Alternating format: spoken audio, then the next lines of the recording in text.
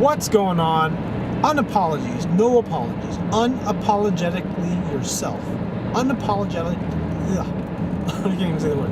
Unapologetically yourself. This is, in my opinion, I think, what everybody wants. Just to be your unforgiving self. Like, you know, because you have a mannerism about you. I have a mannerism about me. And if you've done YouTube videos, or you've seen people who have YouTube channels and you see the negative comments, a lot of the time why people leave negative comments is because they don't like the other person or the way the other person is. And you know, in real life, whether it be not a YouTube video but in person, they criticize a politician or they criticize an actor or criticize someone that's a public figure. The people that dislike this particular public figure, or people that love this public figure, are most of the time being themselves. And what I mean by that, I guess part of this is a little bit about authenticity, but it's not authenticity in the way I think sometimes it's misunderstood as. Because when people think authentic, that means being your true self, right? Well, how is an actor being their true self, right? I mean, they're acting, they're being a character on screen. Are they being authentic? If you think about it, they're being inauthentic, right? And that's the reason why you love them. The truth is, unapologetically yourself. The reason why I titled this video is because I had this thought about what I want in my life, and that's just to be that, to be myself, to be the person that I am, to be happy with what I am, to continue to grow as a person, and to just be. Because I bet this is what I know about me, and I bet it's about you. You are an intense person. You are intense about something. Maybe people won't consider you intense, but in whatever it is you're into, a hobby, a game, a movie, a particular subject matter, you are freaking intense. You know, you love that thing, you're obsessed with that thing. And to some degree, people won't like you because of how you are about that subject. People will have opinions about you. You'll have an opinion about yourself, right? Like there's something wrong with you. And I'm here to tell you, there is nothing wrong. You are simply being yourself. And you are questioning if it's okay to be yourself. And I'm telling you that it's good to question your behavior, because it means that you're observing self-awareness.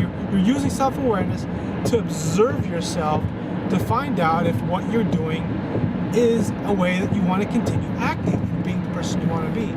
However, once you decide to act a certain way, or once you are acting a certain way, doing a certain thing, do it with intensity. Because even if you're wrong, even if you make a mistake, even if you fuck up,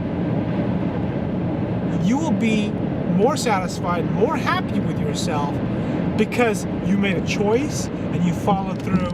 And even though maybe, I mean, you might regret some stuff, you won't. In the moment, at least you know in your heart that you didn't regret what it is you were doing in the moment. Maybe in the future you will, you know, because we all make mistakes. We're all going to do that, and we're going to regret some decisions we make, choices. But when you were doing it, or you won't regret it as bad. How about that? Because I'm bringing this up because to me, that is the biggest problem we have. Because we will do something, act something, make a decision, and then we will question ourselves, which in a curiosity standpoint is totally good, because you want to get better, you want to learn and understand yourself.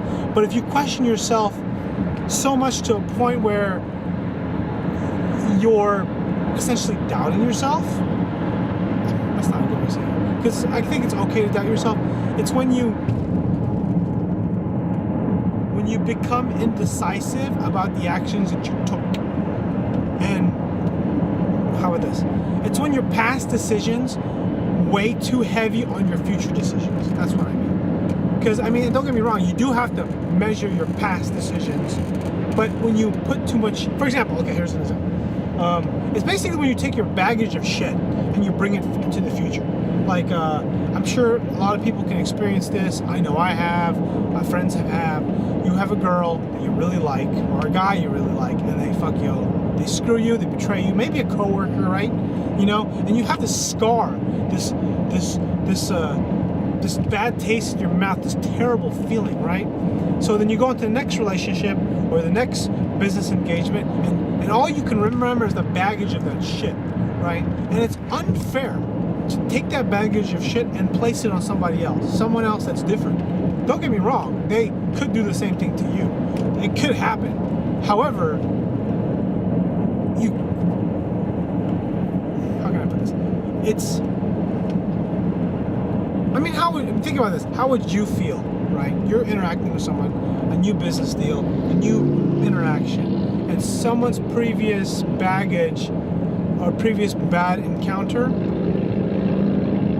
is affecting your relationship. And you know what the reality is, I think it's going to affect everybody. Like, everyone's bad experience is always going to kind of move forward.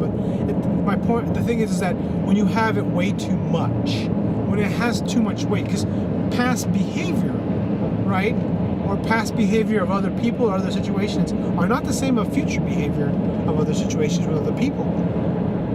And what I mean by that is that you can't move forward in life, work your ass off doing the thing you're doing, thinking about the past too much. Well, how about this? This is better. You can't move forward in life. You can't bust your ass, put your foot on the gas pedal and run hard in your life. You can't while looking in the rearview mirror, right? Because you're gonna crash.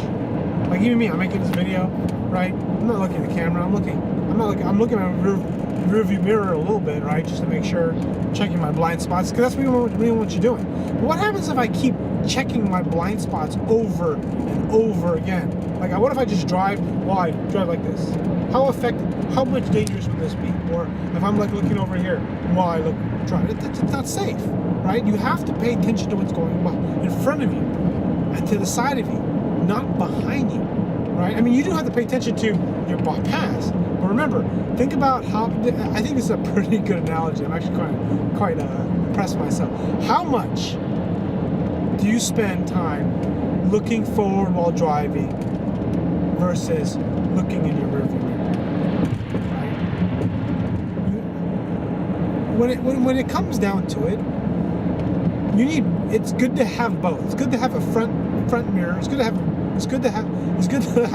rearview mirror, and it's good to have the side mirrors, right? But if you didn't have the rearview mirror, if you didn't have the side mirrors, could you still drive? Yes, you could. You'd be fine. I mean, you'd probably be less safe, and it'll be harder to see blind spots. But you'll move forward, and you'll adapt, and you'll overcome. Most likely. You'll probably make more mistakes. You might feel a little paranoid that you don't have this rearview mirror and side mirror, right? That's okay. It's going to happen.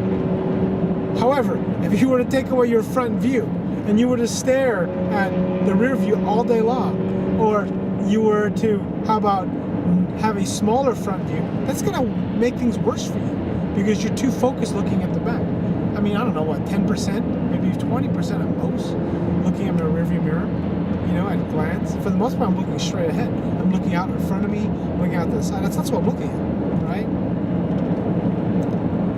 So, 90%, maybe even 95% of your efforts should be focused on what's in front of you. Thinking about the past, looking in the rear view, hey, that's okay. The Tupac, looking in my rear view. It's gonna be okay. It's good to do that. Just remember not to overweight the past, because you're gonna get in an accident.